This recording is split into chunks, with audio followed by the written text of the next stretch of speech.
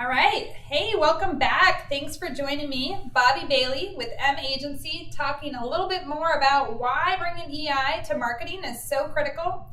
Thank you for joining me, and I'm going to start out with the 5 aspects of bringing a good campaign together with emotional intelligence intact. So, whether you work for a business, a small business, a large business, or you're a consultant, it's relevant to understand the organization's needs, understand their drivers, and really understand what it is that their end goal is. It's fascinating how many people don't come in understanding what the end game is.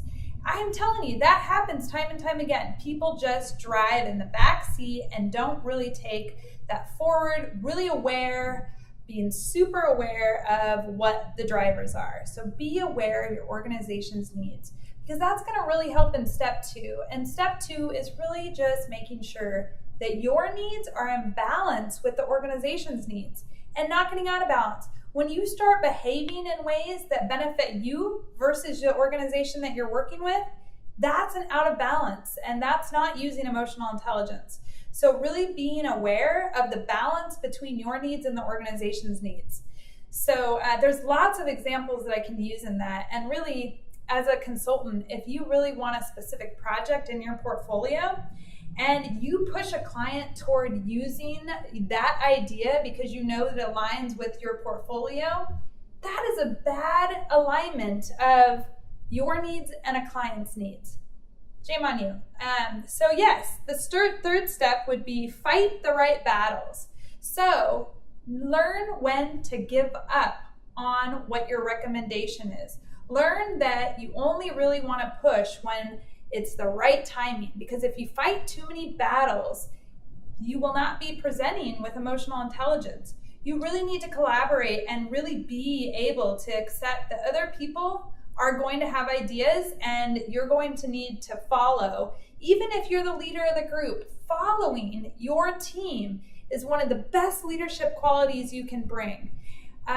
So the 4th step would then be developing key relationships and really understanding how to collaborate and have feedback. And this is another quality that leaders need to be really good at, is make sure that they can take hard feedback from their team, and make sure that if you're working for an organization, no matter what size, you're willing to take that feedback. No matter how much you view yourself as an expert, to bring emotional intelligence is to bring the ability to hear feedback.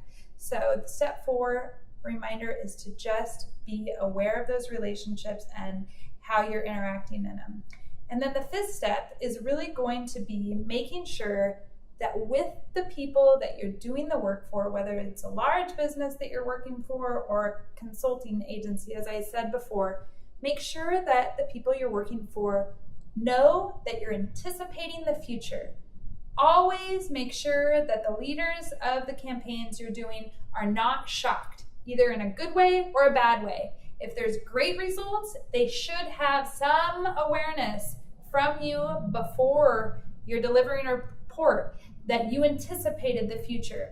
Being fully emotional intelligent means that you're predicting the results, and that everything you do, you know what the next step is that is going to be taken, and that the people that you are working for are fully aware that you're engaged in what the future looks like. So I hope that these 5 steps of emotional intelligence help you with interacting on your next marketing campaign.